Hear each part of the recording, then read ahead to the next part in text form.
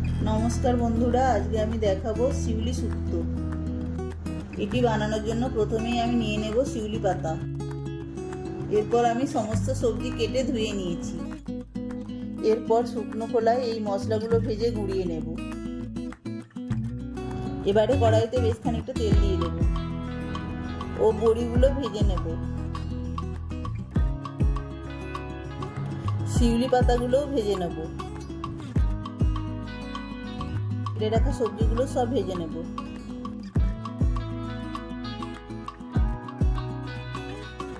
এবার ওই তেলে 5 ফোড়ন, তেজপাতা ফোড়ন দিয়ে আলুগুলো ছেড়ে দেব। আলুতে সামান্য নুন হলুদ মিশিয়ে ভালো করে ভেজে নেব। আলু ভাজা হয়ে গেলে বেগুনগুলো দিয়ে নাড়াচাড়া করে নেব। বেগুন ভাজা হয়ে গেলে বেটে রাখা সর্ষে ও পরিমাণ মতো লবণ দিয়ে দেব। এরপর বড়ি এবং শিউলি পাতা বাদে সমস্ত ভেজে রাখা সবজি দিয়ে দেব।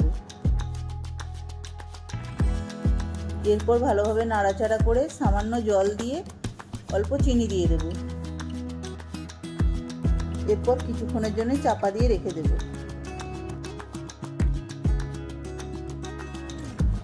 সমস্ত সবজি সিদ্ধ হয়ে গেলে বড়ি ও ওই শিউলি পাতাগুলোকে হাতে করে ম্যাশ করে দিয়ে দেব। এরপর নাড়াচাড়া করে মিনিট 5 মতো চাপা দিয়ে রেখে দেব। এরপর অন্য একটা কড়াই তেল দিয়ে সেই গুঁড়ো করা মশলা ভেজে নেব। এরপর ওই ভেজে রাখা মশলা কড়াইতে দিয়ে ভালো করে নাড়াচাড়া করে সামান্য ঘি দিয়ে দিলে রেডি শিউলি শুক্তো।